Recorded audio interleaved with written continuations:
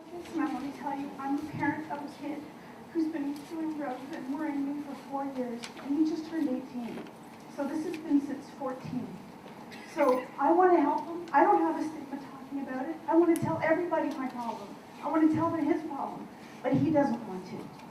So he goes to bed when he's 15 years old. He's still a child. I can still do something for him.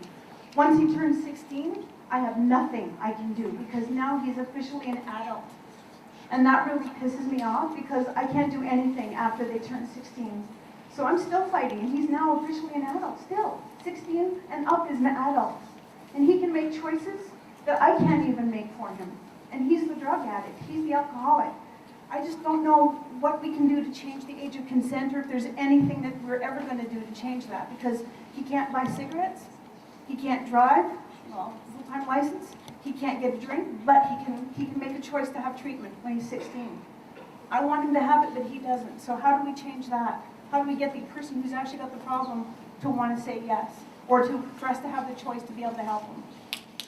I just want to start by saying that I'm here as a representative of all your members here, no matter what color or stripe they come from. All the members here represent Ottawa, Lisa, Jack, everybody's deeply concerned about this. And I'm also a parent. I'm a parent of a child who had a life-threatening mental illness. So the most important thing you can say is that people need to take from here tonight is you're not alone.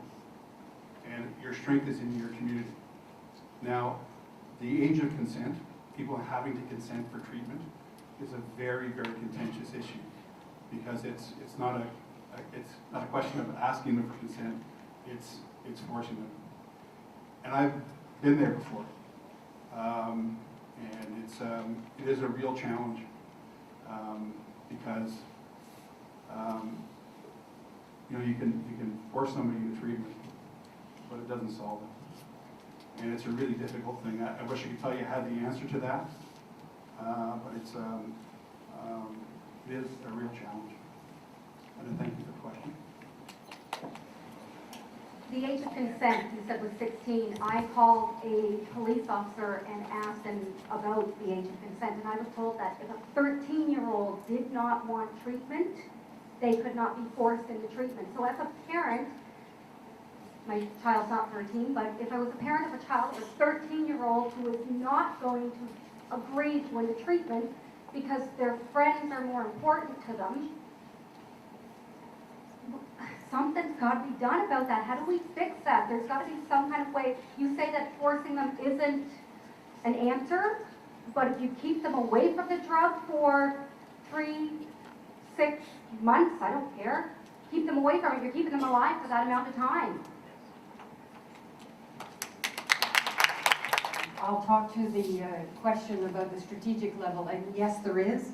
It is being led by the Minister of Health, Jane Philpott. We just passed a bill in Parliament that actually makes the production of counterfeit pills a lot harder to do.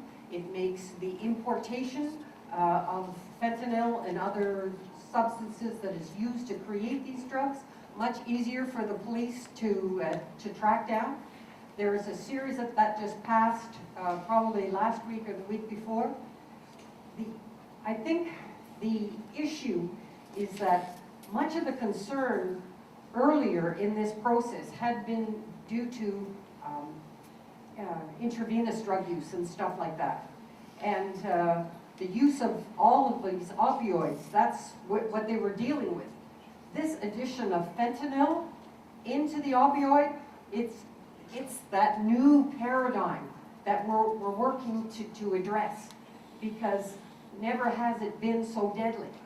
So yes, it is being addressed at the strategic level, but I'll tell you that the new addition of fentanyl into these opioids, into these counterfeit drugs, has created another problem that needs to be addressed, and it is being addressed. Yeah, I think the consent issue is a very, very challenging one.